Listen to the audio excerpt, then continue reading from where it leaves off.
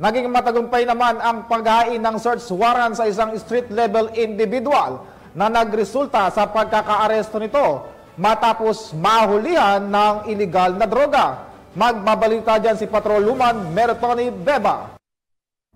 Kulungan ng bagsak ng isang suspect na sangkot sa iligal na droga matapos mahulihan ng ipinagbabawal na gamot sa kanyang tinitirhan. Sa ipinatupad na search warrant ng Station Drug Enforcement Unit ng Las Piñas Police, kahapon na madaling araw sa Barangay Talon 5, Las Piñas City, ay matagumpay na naaresto si alias Jomar, 35 taong gulang. Lumitaw sa investigasyon na pabalik-balik na sa kulungan ng suspect na si alias Jomar dahil sa iligal na droga.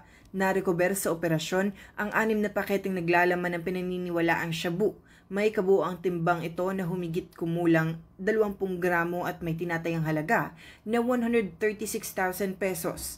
Samantala, itinatanggi ng suspect ang reklamo laban sa kanya, ngunit inaamin naman niya na gumagamit siya ng bawal na gamot. Hindi po ma'am, wala po yun. Ang dami po naman, hindi naman po akin. Araw-araw po sa ginagawa ko na po yung ma'am, hindi naman po kakayanin ng kato ko, kaya nagsasyabu po talaga ako. Aminado naman po ako ma'am, pero bihira po ma'am. Nangangayayat ako ma'am, na-stress na po kasi sa akin yung mama ko dahil. Dagdag pa rito na kung minsan ay nagra-runner siya sa mga construction worker at kinukuha niya ito sa nagngangalang alias Toto sa kanilang lugar. Kumukuha po ako ng 150. Minsan, 1 age, papampagig yung mga tambay. Reklamong paglabag sa Comprehensive Dangerous Drugs Act of 2002 ang haharapin ng naarestong suspect.